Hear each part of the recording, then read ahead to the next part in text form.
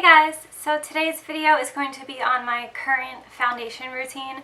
I haven't done one of these videos in a really long time, so a lot has changed. Also, I dyed my hair this morning, so excuse the stains on my face. Can't really help it. So yeah, we're just gonna get right into it. I already did my skincare for the most part.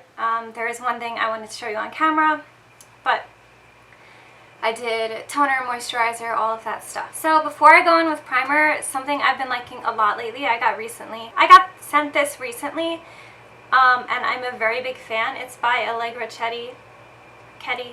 It's a beauty mist. So I'm just going to read to you what it says. It preps and sets makeup, reduces pore size, soothes and hydrates skin. The mist on this is incredible. It's a very fine mist, but very powerful, so you don't have to spray it a million times to feel it on your face, and you actually have to hold it pretty far away, otherwise it's like too wet. So I just want to mention some of the ingredients. It has chamomile, which is really calming for redness or any sensitivities you might have. It has green tea, which is really good for acne-prone skin. It has caffeine, which helps with any bags under the eyes. Full of a lot of good stuff. It's cruelty-free and vegan, so that's a plus. It does have fragrance in it, but it's the very last ingredient, so it's nothing that bothers my skin. I have really sensitive skin and typically have to stay away from that, but it doesn't bother me. And the scent in this is mainly from natural ingredients, so it's a vanilla coconut scent, which, side note, used to be like my signature scent. The brand La Vanilla has like vanilla pomegranate, vanilla coconut fragrances, and I used to use the vanilla coconut one, so this scent is amazing to me. I use this for several different purposes. I used it to make the shimmer on my eyes a little more blingy today, and I really like using this for that because I feel like some sprays don't work, or some sprays almost make my eyes feel tacky. This doesn't. So I'm going to spray it before my makeup and also after to kind of make it all sink in together, you know? So I really only need like one spray, and I spray it in a little bit of a downwards like slant. I know this eyelash is like a little wonky. So when I'm doing it before my makeup, I also like to kind of press it into my skin, mainly because I'm impatient.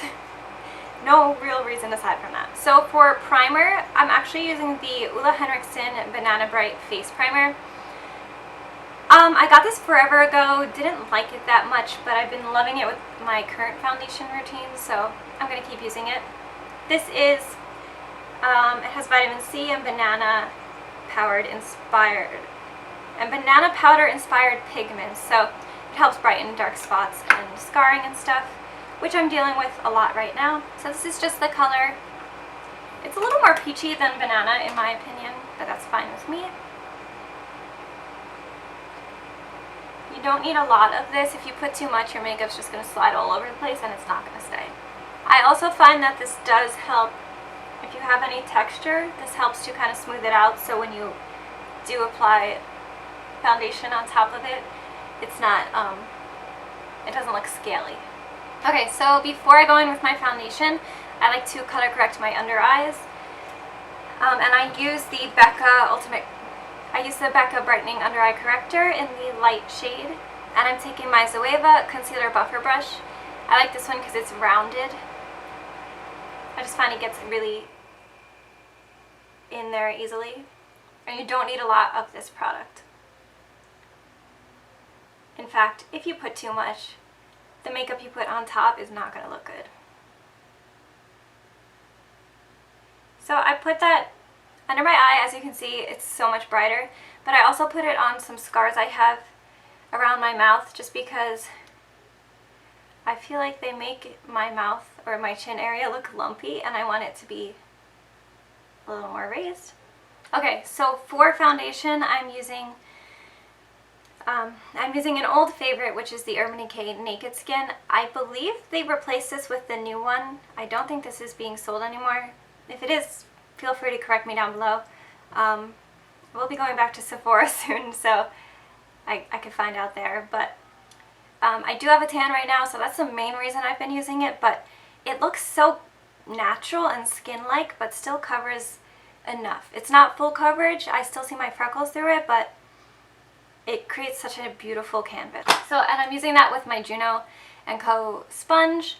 I have a video on the original ones before, you know, Nikki Tutorials made them blow up and they changed the shape of it and stuff. But I think I'm on their list because they sent me this, and that's really cool. I do prefer these sponges for powder, but this one seems a little less dense than the other ones, which is why I've been using it for my liquid.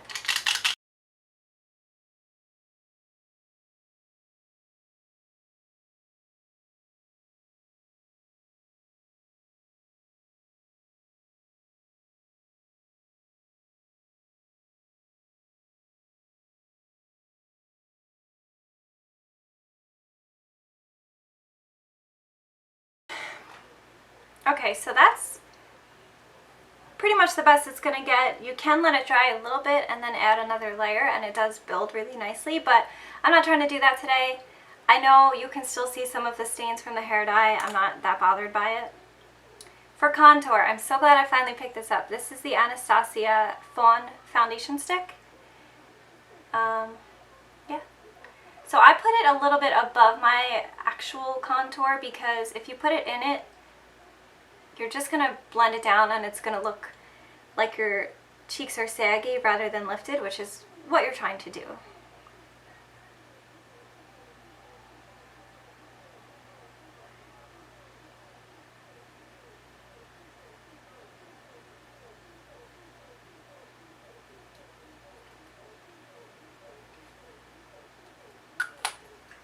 Okay, and I use the same sponge and the same side, and I kind of focus towards the back and just pat and kind of lift upward, because that's what gives you the lift. The shadow should be strongest towards the bottom and the back and gradually blend upward. Okay, so for concealer, I'm using this angled brush. It's an angled kabuki.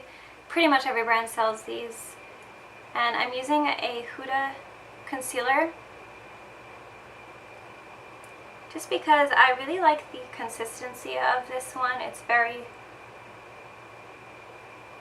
feels very hydrating to me. It's not dry like the NARS Radiant Creamy Concealer feels so dry to me. I know a lot of people love that one, but it is just not for me.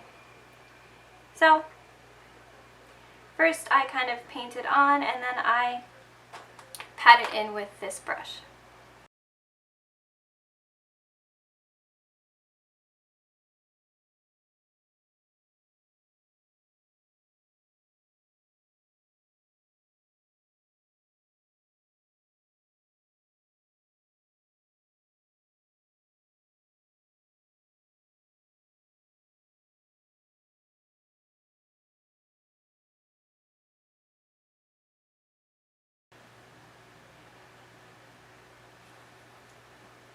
Okay, and now I'm going back in with that sponge again, same side, and just blending out those edges.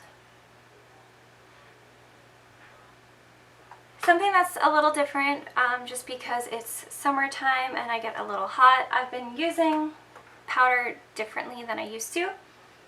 So first for my under eyes, I'm going in with my NYX Stay Matte But Not Flat powder. And I'm just using this big fluffy brush from Morphe. This is in the shade Ivory, just something that matches my skin tone. And I like to use this first to set my eyes before I go in with the loose powder. I feel like it just works a lot better for me. Okay, so now is when I go in with Butter from Fenty Beauty. And I just take a little bit on that same brush, like this, and kind of put it in the lid and like buff it in there. And kind of pat and roll. I've found that the less powder I use these days, the better my foundation looks towards the end of the day. Now it gets oilier because I'm not baking it, but it doesn't look all cracky or like it's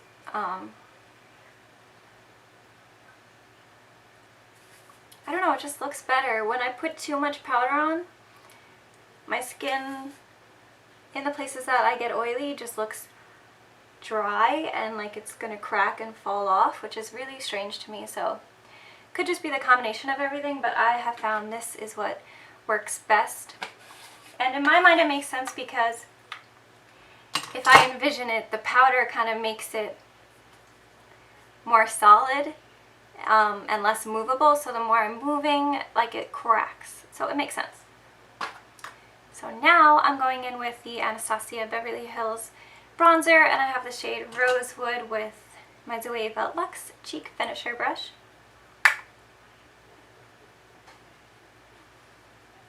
This I kind of put right on top of the contour a little bit, and a little on the apples of my cheek, and along my forehead. Okay, so now I'm using the e.l.f. highlighter in the shade Pearl Glow. This is like my go-to highlighter since I got it. And I'm using my Morphe E61 brush. I don't like to put too much highlighter on. I find that no matter what color it is, it will leave a cast if you put too much on. Okay, and now for blush. Just because of the look I'm going for today, I'm going to do something a little more peachy. This is Makeup Forever Bliss. And I'm using the same brush I used for the translucent powder.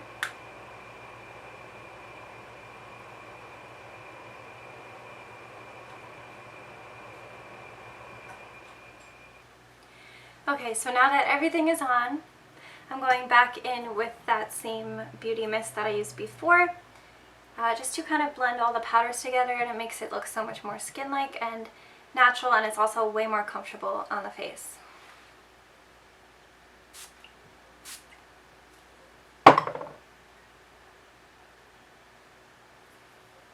Okay, so now I'm going to finish up my eyes and put my lip on, and I'll be right back. Alright guys, so that's it for my foundation routine. As you can see, it looks super natural and glowy. Obviously I have bronzer and stuff on, but my skin doesn't look caked on.